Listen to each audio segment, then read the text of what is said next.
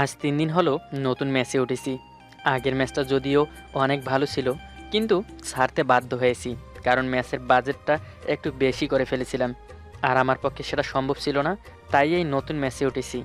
আসলে আমাদের মতো মধ্যবিত্তদের ঢাকা শহরে থেকে লেখাপড়া চালানোটা অনেকটা কষ্টসাধ্য। ৪টা টিউশনি করে যা পেতাম তা দিয়ে লেখাপড়া, ম্যাচ ভাড়া, খাওয়া দাওয়ার খরচ দিয়ে কিছু টাকা হাত খরচের জন্য পকেটে থেকে যেত। তবে যা থাকতো তা দিয়ে নিজের পোশাক ও অন্যান্য জিনিস আর কিনতে পারতাম না। তাই এই এক পোশাক দিয়েই অনেকদিন চালিয়ে নিতাম। বাড়ি থেকে যে কিছু টাকা আনবো সেরকম পরিস্থিতি ছিল না, কারণ তাদেরই চলতে কষ্ট হতো। আমার বাবা সরকারি চাকরি করতেন। রিটায়ার্ডের পর যা টাকা পেয়েছিলেন তা তার পেছনেই খরচ হয়ে গেছে। কারণ তার কিডনি নষ্ট হয়ে গেছিল, অনেক টাকা খরচ হয়ে গেছে তাকে সুস্থ করার জন্য।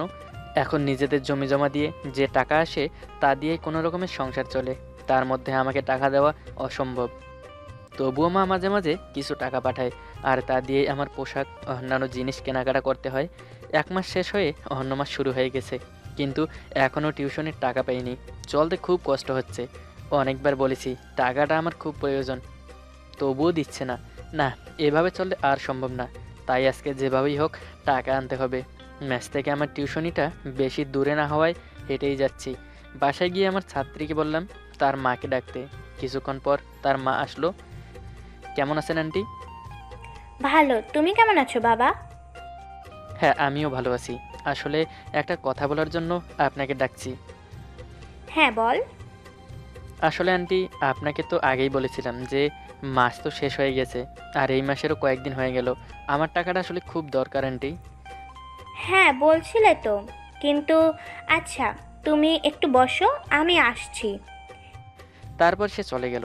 কিছুক্ষণ পরে সে কিছু টাকা আমার দিকে এগিয়ে দিয়ে বলল, এই নাও, এখানে যা আছে তা রাখো, আর বাকিটা পরের মাসে একসাথে দিয়ে দেব। আমি আর কোনো কথা না বলে চলে আসলাম। ভাবলাম তারও হয়তো কোনো সমস্যা আছে।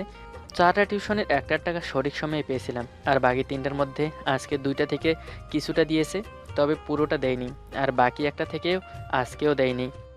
যা হোক, যা পেয়েছি সেটা নিয়ে সন্ধ্যায় মেসে ফিরলাম। দুপুরে বাইরে বসে একটা রুটি আর ১ কাপ দুধ চা খেয়েছি। খুব ক্ষুধা লাগছে, তাই মেসে এসে নিজের বাক্স থেকে মুড়ির কৌটোটা বের করে দুমুঠো মুড়ি খেয়ে পানি খেয়ে নিলাম। ক্ষুধাটা কিছুটা কমিয়ে নিলাম। সারাদিন হাঁটছি দেখে খুব ক্লান্ত লাগছে, তাই শুয়ে পড়লাম। রাতে আর খেতে উঠিনি। ডাকছিল, কিন্তু এই ক্লান্ত শরীরে উঠতে ইচ্ছে হলো না, তাই না খেয়েই ঘুমিয়ে পড়লাম। সকালে চোখ ডলতে ডলতে ঘুম থেকে উঠে যেই হাত ঘড়িটার দিকে তাকিয়ে দেখলাম ৯টা ১০ বেজে গেছে। তখন চোখ কপালে উঠে যাওয়ার মতো অবস্থা, কারণ আজকে আমার পরীক্ষা আছে। খুব তাড়াহুড়া করে বেরিয়ে পড়লাম। গিয়ে পরীক্ষায় অংশগ্রহণ করতে কোনো সমস্যা হলো না। পরীক্ষা শেষ করে দুপুরের দিকে বাসে করে মেসে ফিরছি।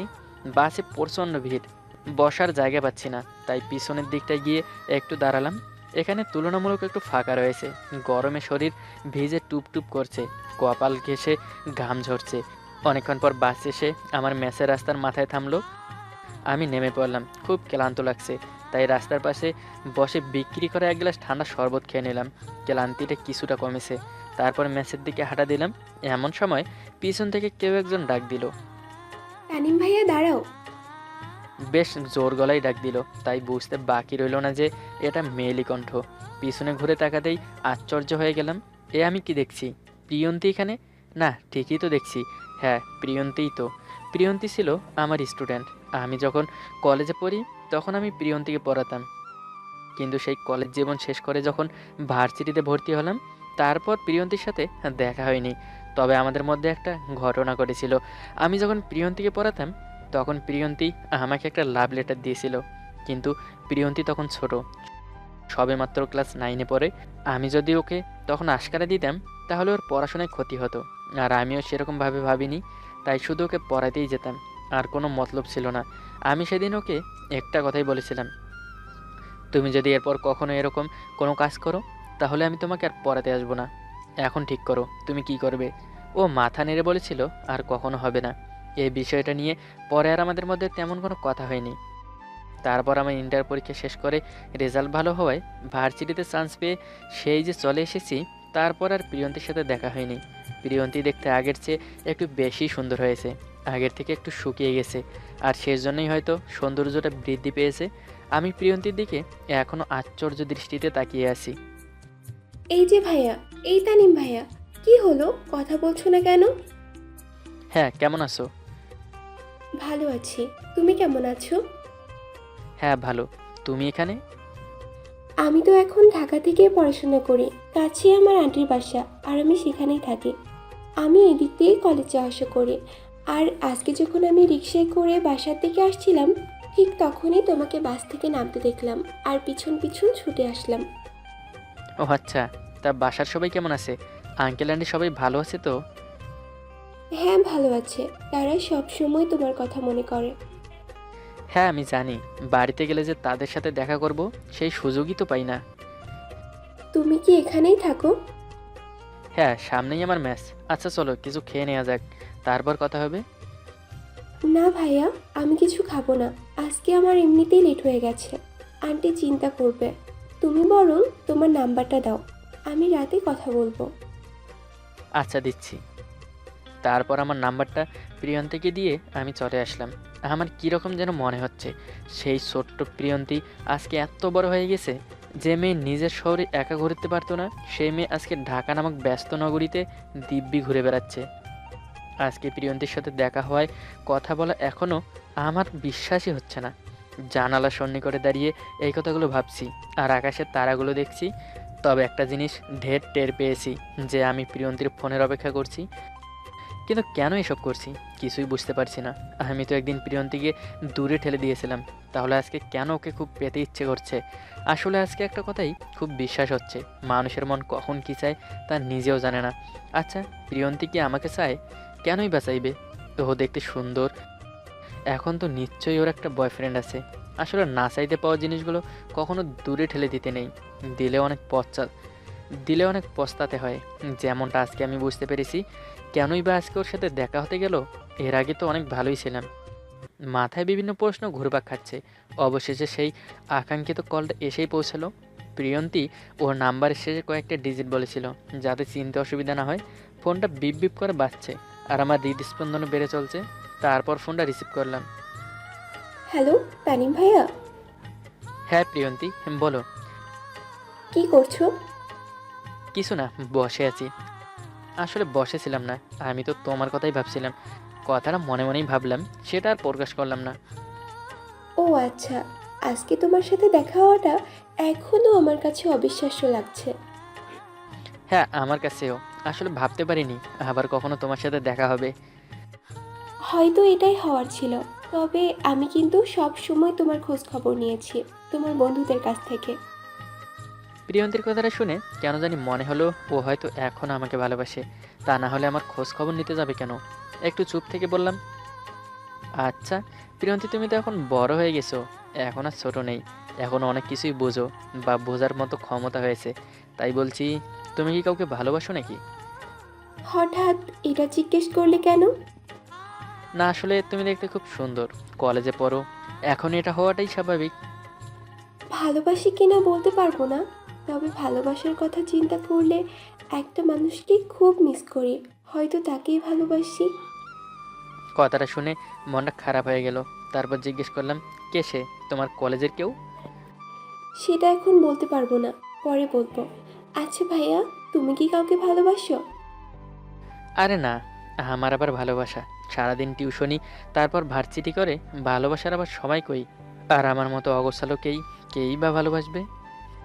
তুমি কি যে বলো না, দেখো তোমার প্রেমে হয়তো অনেকেই পাগল।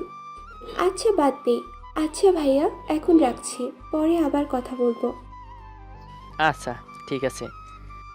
তারপর প্রিয়ন্তী ফোনটা কেটে দিল আর আমার হৃদস্পন্দনটা একটু কমলো। তারপর বেশ কয়েকদিন ধরে নিয়মিত প্রিয়ন্তীর সাথে ফোন আলাপ হতে লাগলো। এই কয়েকদিনে বুঝতে পারলাম আমি ওর ওপর অনেকটাই দুর্বল হয়ে পড়েছি। কিন্তু কোন মুখে আমি বলবো? আমি তো ওকে একদিন ফিরিয়ে দিয়েছিলাম। তখন আমিই বা কী করতাম? ও তো তখন স্কুলে পড়ে সবেমাত্র। যা হোক, নিজেকে এই দুর্বলতার জাল থেকে বেরিয়ে আনতে হবে। এরকম বিভিন্ন বিষয় নিয়ে ভাবার এক পর্যায়ে ফোনটা বিপ বিপ করে কেঁপে উঠলো। তাকিয়ে দেখলাম প্রিয়ন্তীর ফোন। ফোনটা রিসিভ করে বললাম, হ্যাঁ প্রিয়ন্তী, বলো। ভাইয়া, তুমি কি কালকে ফ্রি আছো? হ্যাঁ, কিন্তু কেন? না আসলে কালকে আমার জন্মদিন তো, তাই সন্ধ্যায় আমার কিছু ফ্রেন্ডদের নিয়ে ছোট্ট একটা পার্টি রাখছিলাম। তুমি যদি আসতে তাহলে ভালো লাগতো। আমি কি বলবো বুঝতে পারছি না। যদি অন্য কিছুর জন্য ডাকতো তাহলে হয়তো না বলে দিতাম, কিন্তু ওর জন্মদিন, একটা খুশির দিন, আমি যদি না বলি তাহলে হয়তো মন খারাপ করবে। আর আমি তো শুধু কালকেই যাব, আর হয়তো ওর সাথে যোগাযোগ নাও করতে পারি, তাই হ্যাঁ বলে দিলাম। পরের দিন দোকান থেকে কিছু ফুল আর একটা গিফট কিনে সোজা পার্টিতে চলে গেলাম। বাসার দরজায় নক করতেই প্রিয়ন্তী নিজে দরজাটা খুলে দিল। বাসার ভেতরে বিভিন্ন রং বেরঙের বাতি টিপ টিপ করে জ্বলছে। অতপর প্রিয়ন্তী তার আন্টি ও তার বন্ধুদের সাথে আমার পরিচয় করিয়ে দিল। পার্টি শেষ হতেই প্রিয়ন্তী আমাকে ছাদে টেনে নিয়ে গেল। কিছু বুঝতে না পেরে যখন জিজ্ঞেস করতে যাব এরকম টেনে আনার কারণ কি, ঠিক তখনই লক্ষ্য করলাম প্রিয়ন্তীর চোখের কাজলটা চিকচিক করছে।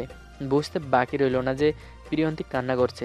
অতপর জিজ্ঞেস করলাম, কি হয়েছে, তুমি কান্না করছো কেন? কি হলো, কিছু তো বলো। আমি আজকে তোমাকে এখানে নিয়ে এসেছি কিছু কথা বলার জন্য। আজকেও যদি উত্তরটা আগের মতো হয় তাহলে আর কখনো জিজ্ঞেস করবো না। আমি ওই প্রিয়ন্তীর কথা শুনে বুঝতে পারছিলাম ও কি বলতে চায়। তারপর অবুঝ থেকে জিজ্ঞেস করলাম, কি বলবে বলো। দেখো ভাইয়া, আমি এখন পর্যাপ্ত বড় হয়েছি। আমি এখন ছোট নেই। তখন আমি তোমাকে বলেছিলাম আমি তোমাকে ভালোবাসি, কিন্তু তখন তুমি আমাকে বলেছিলে আমি খুব ছোট, এগুলো ঠিক না। যদিও তখন আমি তোমার কথাগুলো মেনে নিয়েছিলাম, কিন্তু আমি প্রতিনিয়ত কষ্ট পেয়েছি। তুমি চলে আসার পর আজ পর্যন্ত তোমাকে নিয়ে ভেবেছি, তবে সেই ভাবনাটা ছিল তোমার অনুপস্থিতিতে। কিন্তু সেদিন যখন তোমাকে দেখলাম, তোমার সাথে কথা বললাম, তারপর আমার ভাবনাটা আরও দ্বিগুণ বেড়ে গেছে। আমি তোমাকে এখনও ঠিক আগের মতোই ভালোবাসি। সেদিন হয়তো আমি ছোট ছিলাম বলে তুমি আমার কথায় আশকারা দাওনি, কিন্তু আজ আজ তুমি কি বলবে? আমি আসলে কি আসলে? তুমি যদি সত্যি অন্য কাউকে ভালোবেসে থাকো তাহলে সেটাও আমাকে বলতে পারো। না, সেরকম কিছু না। দে আচ্ছা শোনো, তুমি কি আমাকে একটা সুযোগ দিতে পারো না? তোমার সাথে এক কাপ কফিতে আমার ভাগটা বসাতে পারো না? তোমার অগোছালো জীবনটা সাজানোর অধিকারটা দিতে পারো না? তোমার সাথে ল্যাম্পপোস্টের নিয়ন আলোতে হাঁটার সুযোগটা দিতে পারো না? তোমার সাথে রাতের আকাশে ভেসে বেড়ানো হাজার তারার মাঝে ওই অর্ধচন্দ্রিমা দেখার সুযোগটা দিতে পারো না? সূর্যোদয়ের থেকে অন্তরাল থেকে বেরিয়ে আসা নতুন ভোরটা দেখার সুযোগ দিতে পারো না? এই কথাগুলো শুনে আমি কি বলবো বা আমার কি বলা উচিত কিছুই বুঝতে পারছি না। সবার আগে মনে যেটা আসলো সেটাই বলে দিলাম। এখন থেকে তোমার এই ইচ্ছেগুলো পূরণ করার দায়িত্ব আমার। এখন এক কাপ কফি হবে। আজকে তো অর্ধচন্দ্রিমা আকাশের বুকে ভাসছে। চলো এক কাপ কফিতে দুজনে চুমুক দিয়ে এই মুহূর্তটাকে উপভোগ করি। মেয়েটা খুশিতে আমাকে জড়িয়ে ধরলো। কিছুক্ষণ পর টের পেলাম প্রিয়ন্তীর চোখের পানিতে আমার পাঞ্জাবি ভিজে যাচ্ছে। যাক না ভিজে, তাতে কি, এরকম একটা মেয়ের ভালোবাসার অশ্রুতে ভিজছি, এটাই তো অনেক বড় পাওয়া। ভালোবাসি আমার প্রিয়ন্তী পাগলিটাকে।